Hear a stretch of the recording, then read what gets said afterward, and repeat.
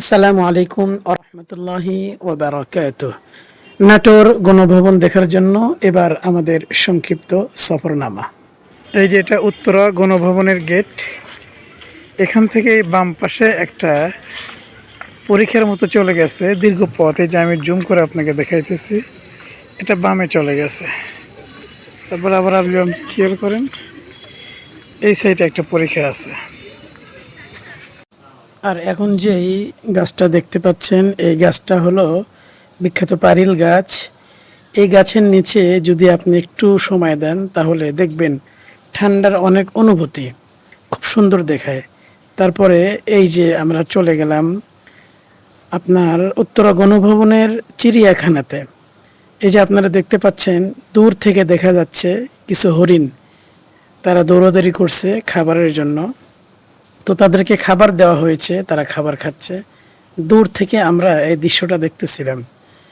নিজ চোখে আমি কখনো সরাসরি হরিণ দেখিনি, তবে দেখেছিলাম আপনার চিড়িয়াখানাতে। এই হরিণগুলো একদম যখন কাছে চলে আসছে, আমি আমার হাত দিয়ে এই হরিণগুলিকে ধরার চেষ্টা করছিলাম। তবে এই হরিণগুলো আপনার খুব কাছে আসে এবং তারা কিছু খেতে চায়, কিন্তু খেতে দেওয়াটা এটা নিষেধ আছে বিধায় তাদেরকে খাবার দিতে আমরা পারলাম না। কিন্তু হরিণগুলো বারবার আমাদের কাছে আসতেছিল এবং আমাদের কাছ থেকে আদর সোহাগ এবং ভালোবাসা নিতেছিল। এরপরে আমরা চলে আসলাম রাজপ্রাসাদের পাশেই, যেই পরীক্ষাটা চতুর্দিকে খনন করা রয়েছে এর পাশে একটি আম গাছের নিচে এসে আমরা বসলাম।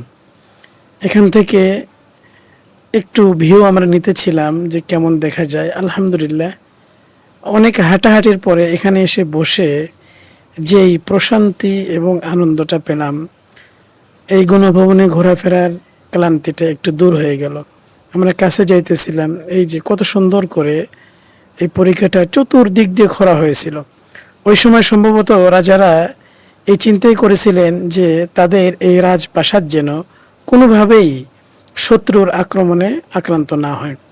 এই কারণে চতুর্দিক দিয়ে তারা খনন করে রেখেছিলেন। যেমনভাবে মদিনায় যখন আহজাবের যুদ্ধ হয়, রসুল্লাহ সাল্লাল্লাহু আলাইহি ওয়াসাল্লাম হযরত সালমান ফারসি রাদিয়াল্লাহু তাআলা আনহুর পরামর্শক্রমে এই পরীক্ষা খনন করেছিলেন।